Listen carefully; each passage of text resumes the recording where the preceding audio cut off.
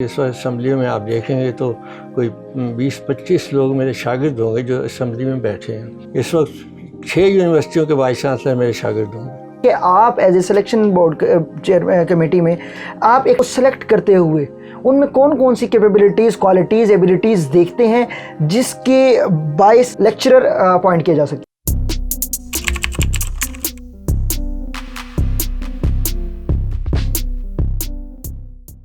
بسم اللہ الرحمن الرحیم۔ برق میڈیا نیٹ ورک کے ساتھ میں ہوں آپ کا میزبان زین بن منور۔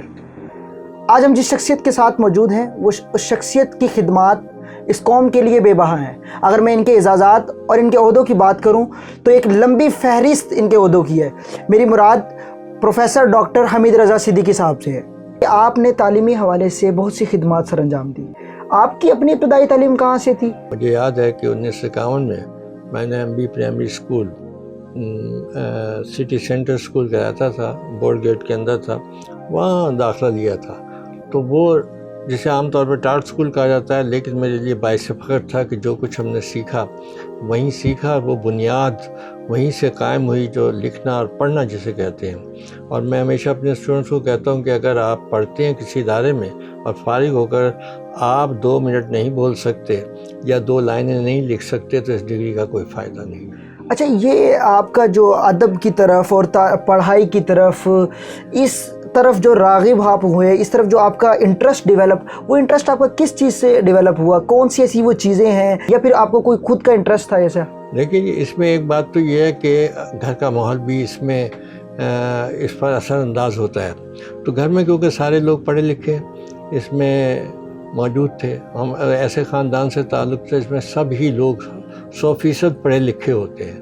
مثلاً میرے والد کی پیدائش 1901 کی تھی، 91 میں انہوں نے وفات پائی۔ انہوں نے اس زمانے میں میٹرک کیا ہوا تھا 1916 میں، تو اس زمانے کے وہ میٹرک، تو اس طرح جو ہے میری والدہ کی پیدائش 1906 کی تھی۔ انہوں نے پرائمری تک، وہ کہتے ہیں کہ اس وقت بچیاں نہیں پڑھتی، اسکولوں میں نہیں جاتی تھیں، اور گورنمنٹ کہتی تھی کہ جو بھی لڑکی اسکول میں پڑھے گی 1 روپے ماہوار اس کو اسکالرشپ دیا جائے گا۔ اچھا، مطلب آپ کے فور فادر جو انسسٹرز تھے وہ تعلیم سے، ادب سے، شروع سے بہت زیادہ ایجوکیٹڈ فیملی سے، تو کس فیملی سے بلانگ کرتے ہیں؟ تو اس لحاظ سے جو ہے وہ یہی صدیقی فیملی کہلاتی ہے، حضرت ابوبکر صدیق کہ ہم اولاد ہیں۔ تو اور 30ویں پشت پہ میرا سلسلہ نسب جو ہے ان سے ملتا ہے۔ سلسلہ نسب اب ہمارا موجود ہے کتابی صورت میں، تو اس لیے جو ایک تسلسل موجود ہے، تو اس میں سب لوگ مختلف عہدوں پہ فائز رہے کیونکہ پڑھے لکھے تھے، اس لیے جو ہے کتابیں لکھنا یا شاعری یا مختلف عہدوں پر یا موجود رہنا، انتظامی عہدوں پر یا عدالتی عہدوں پر جو ہے وہ موجود تھے۔ اچھا، تقسیم کے بعد آپ نے مطلب اتنی تعلیم حاصل کی، ایک اچھی ڈگری آپ کی ماسٹر، تو اس دور کے اندر تو جابز کا یہ جو اب کرائسس ہے، ایسا کوئی کرائسس نہیں تھا، کچھ بھی نہیں تھا، لیکن پھر وائی ٹیچنگ؟ مجھے سائنس سے دلچسپی نہیں تھی، اگرچہ سہولت تھی، لیکن میں آرٹس کی طرف از خود جو ہے وہ آیا ہوں، اور اس میں سوچ سمجھ کے، اسی طرح ایجوکیشن میں بھی سوچ سمجھ کے آیا ہوں۔ سوچ سمجھ کے بالکل بائی چوائس آئے ہیں؟ بائی چوائس آئے ہیں، میں اتفاقاً جو ہے نہیں آئے، بلکہ میں یہ کہا کرتا ہوں کچھ سمجھ کر ہی ہوا ہوں موج دریا کا حریف، ورنہ میں بھی جانتا ہوں عافیت ساحل میں ہے، تو کچھ سوچ کر ہی اس طرف آئے۔ صحیح معنوں میں استاد کی کیا ڈیفینیشن ہوگی؟ وہی استاد یہ کہ اپنے پیشے سے مخلص ہو، جو پڑھا رہا ہے اس پر اس کو کمانڈ ہو، اور وہ اپنی کمیونیکیشن جو ہے اس کی صلاحیت جو ہے وہ اس میں موجود ہو، علم بھی ہو اور وہ صلاحیت بھی موجود ہو کہ وہ ڈیلیور کر سکے، اور وہ بچوں کو جو ہے سمجھا سکے، قائل کر سکے، تو وہ صحیح معنوں میں استاد ہے۔ اس وقت اسمبلی میں آپ دیکھیں گے تو کوئی 20-25 لوگ میرے شاگرد ہوں گے جو اسمبلی میں بیٹھے ہیں۔ اس وقت 6 یونیورسٹیوں کے وائس چانسلر میرے شاگرد ہوں گے۔ وہ کون سے فٹ سٹیپس ہیں، وہ کون سی گدر سنگیاں ہیں، وہ کون سے ایسے اعمال ہیں جو ہم کر کے ان ترقیوں کے منازل کو طے کر سکتے ہیں؟ دیکھیے، اس میں ایک بڑی بات تو یہ ہے کہ ہمارے نوجوان جلدی مایوس ہو جاتے ہیں، تو مایوس نہیں ہونا چاہیے، اور دوسرا یہ کہ جلد بازی نہیں کرنی چاہیے کہ مجھے کل ہی دنیا کی ساری نعمتیں اور ڈگریاں بھی مل جائیں گی، پیسہ بھی مل جائے گا، تو یہ تصور نہیں ہونا چاہیے۔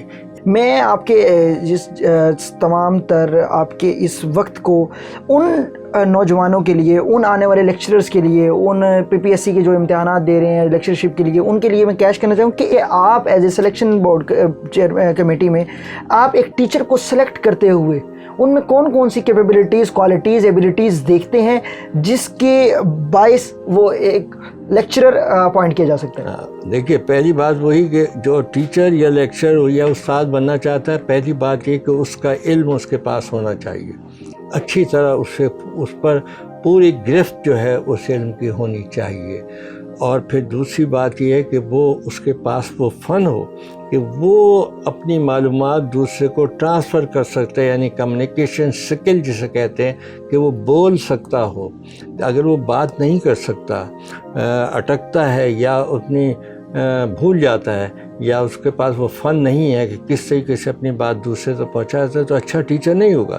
کئی ایڈمنسٹریٹو عہدے پر عہدے سنبھالے ہیں, پالیسی میکرز بھی رہے ہیں, پالیسی میکرز لیول پر رہے ہیں جہاں سے آپ کی پالیسیز ڈیولپ کی جاتی ہیں, ان کو امپلیمنٹ کیا جاتا ہے.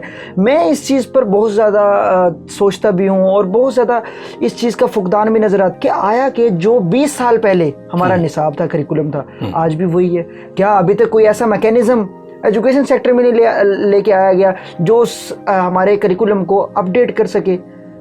پریکٹیکل کچھ اور ہے, جو ہم پڑھ رہے ہیں وہ کچھ اور ہے, کیسا ہے؟ بالکل صحیح ہے. بات یہ ہے کہ ہمارے ہاں جو ہے وہ تبدیلی جو ہے وہ نصاب میں یہ بیشتر وہی چیزیں, ہم نصاب کو بنیادی طور پہ تبدیل نہیں کرتے, ہم پیون لگاتے ہیں. اس میں جو ہے پیون ہے, بنیادی طور پر نصاب وہی ہے.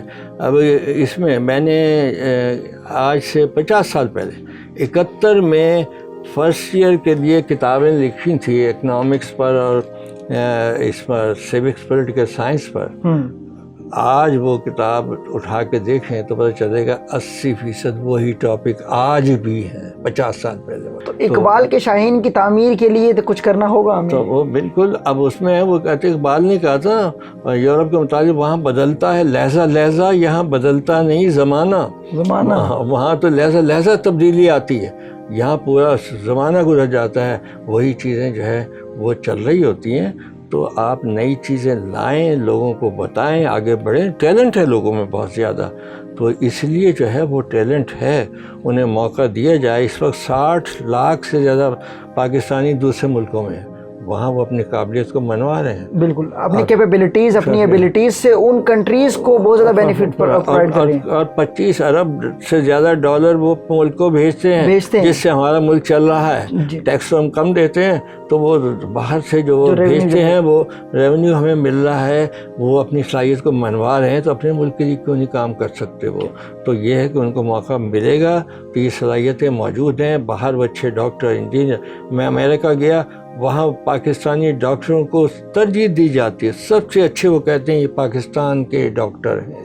وہاں ڈسکشن کی جگہ ہوئی, وہ کہتے ہیں ان سے بہتر ڈاکٹر نہیں ہے. سنگل نیشنل کریکولم, ہاں جی, یہ PTI کی طرف سے انیشیٹو ہے 5th کلاس تک کے لیے, لیکن کیا یہ امپلیمنٹ ہو پائے گا پراپرلی؟ اس لیے کہ ابھی تک نہیں ہوا. بہت سے لوگوں کو انہوں نے, جو ادارے ہیں معروف قسم کے, انہیں باہر کر دیا. انہیں کہا کہ وہ اپنی کتابیں بھی لگا سکتے ہیں ایڈیشنل بکس کے طور پہ. تو بات تو وہی ہوئی کہ آپ یہ ڈسکریمنیشن تو آ گئی. تو وہ کہیں کہ یہی چیز ہے, پھر اپنی زبان میں پڑھائیں. وہ انگریزی میں پڑھانا چاہیں تو انگریزی میں پڑھا لیں, یہ بات نہیں ہے. اپنی زبان میں جب تک نہیں پڑھائیں گے تو قوم ترقی نہیں کر سکے گی. آپ جو ہے اس میں, اور یہ مفکرین کا کہنا ہے کہ غیر ملکی زبان میں پڑھانا نصف تعلیم کے مترادف ہے. نصف تعلیم, ہاں, تو بالکل. تو اپنی زبان میں پڑھائیں گے تو لوگ سمجھیں گے نا. تو اپنی زبان میں پڑھاتے نہیں, پھر نصاب بھی باہر کا اور کتابیں بھی باہر کی, نظریات بھی باہر کے, تو پھر سچا پاکستانی تو پھر نہیں بنے گا کوئی بھی. تو یہ چیز جو ہے اس میں تبدیلی اس وقت آئے گی. ویسے اچھی اسکیم کہ بھئی ٹھیک ہے ایک نصاب ہونا چاہیے, لیکن ایک نصاب نہیں, یکساں. میں تو اس کا قائل ہوں کہ یکساں نظام تعلیم ہونا چاہیے ایک جیسا پورے ملک میں. یکساں نظام تعلیم کی بجائے جو آپ صرف نصاب کی بات کر رہے ہیں اور وہ بھی اس میں بھی ایگزمپشن دے رہے ہیں, تو اس کا کوئی فائدہ نہیں ہوگا. پورا ایک سسٹم جو ہے پورے ملک میں ایک جیسا نظام ہو. اب ہمارے ہاں انگلش میڈیم, اردو میڈیم, مذہبی مدارس اور امریکن او لیول, اے لیول, دنیا کا ہر جو ہے سسٹم ہمارے ہاں پایا جاتا ہے. تو کہ آپ یہ پڑھ لیں, یہ پڑھ لیں, تو اس کا کوئی فائدہ نہیں. ایک پورا نظام ہو تو پھر وہ سب پڑھیں اور ایک ہی سسٹم ہو, ذریعہ تعلیم بھی ایک جیسا ہو, نظام بھی ایک جیسا ہو, تو پھر سامنے بات آتی ہے. اس قسم کے باتوں سے وقتی طور پہ تو فائدہ ہوگا, لیکن یہ ہے کہ یا کوئی گورنمنٹ پبلسٹی کے طور پہ استعمال کر سکتی ہے, عملاً اس کا فائدہ نہیں پہنچ رہا, اور یہی ہمارا المی ہے. ہمارے ساتھ موجود تھے پروفیسر ڈاکٹر حمید رضا صدیقی صاحب. انہوں نے قوم کی تعمیر کے لیے بہت ہی پروڈکٹیو باتیں کی, ہمیں وہ فٹ سٹیپس بتائے کہ جن سے ہم ایک سچے پاکستانی بن سکتے ہیں. سچے پاکستانی بننے کے لیے ایک حقیقی تبدیلی لانا ضروری ہے ہمارے اس نظام میں, اس میکینزم میں, اور ایجوکیشن وہ کلیہ ہے جو ملک و قوم کی ترقی کے لیے ایک ریڑھ کی ہڈی کا کردار ادا کرتا ہے. دیکھتے رہیے برق میڈیا نیٹ ورک. اپنے میزبان زین بن منور کو دیجیے اجازت. اللہ نگہبان.